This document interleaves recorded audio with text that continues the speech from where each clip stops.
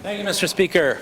When New Brunswickers find themselves facing illness or potential ill health from environmental harms, they're shocked, to discover there isn't a right to a healthy environment. The bill I tabled nearly 7 months ago, Bill 19, an act respecting the right to a healthy environment, will recognize a substantive human right to a healthy and ecologically balanced environment. And, Mr. Speaker, it will be debated next Opposition Day at second reading. The weight of the scientific evidence suggests that exposure to certain air pollutants and pesticides may increase the incidence of neurological disorders such as ALS and MS. Research carried out by New Brunswick researchers in New Brunswick has shown an increased clustering and prevalence of cases in communities subject to fine particulate pollution. Is the Minister of Environment tightening the Clean Air Act regulations to reduce the incidence of MS and ALS in our province? Minister of Environment and Local Government. Thank you very much, Mr. Speaker. I appreciate the question from the member opposite. So it's always interesting, Mr. Speaker, and I always want to make sure that I'm taking the time, especially for the member opposite, the leader of the Green Party, because I have to ask everybody who's watching who they have more faith and trust in when it comes to environmental knowledge.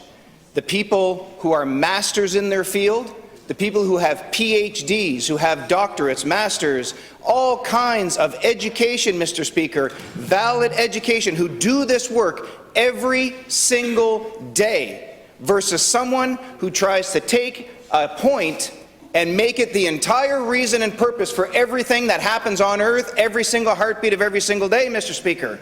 So I can tell you very clearly that my department works every single day to protect the environmental interests of the people in this province so that we can live and work in a clean environment. Thank you. The member for Fredericton-South and leader of his party.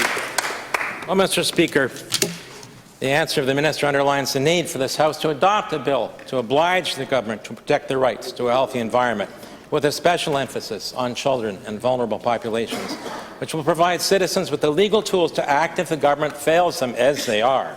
It will guarantee access to environmental information.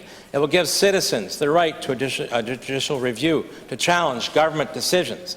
And it will provide citizens with the right to initiate investigations of suspected violations of environmental laws. Mr. Speaker, PhDs and MDs who are doing the research in this province, New Brunswickers in New Brunswick with the expertise, have identified 4 ALS hotspot regions in New Brunswick associated with the environmental influence on ALS, and others have found a 1.5-fold increase in MS prevalence in hotspots for every microgram per cubic meter increase in fine particulate pollution in the province. What does the Minister of Environment intend to do about this? Minister of Environment, Local Government.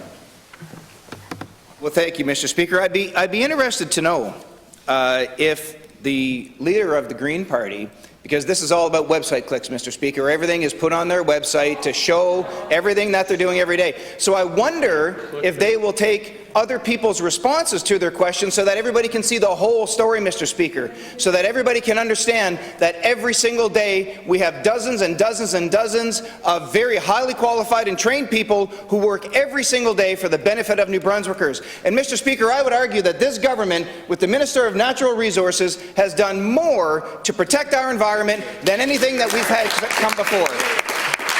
On top of that, we have our pathway towards decarbonization and climate resilience, Mr. Speaker. We are moving in a responsible way to ensure that our environment is going to be kept safe, Mr. Speaker. But I have to say this. He wants to try to separate things. We have an entire globe, Mr. Speaker. So why don't we talk to China about the coal-fired plants that they're putting up every single day? Thank you.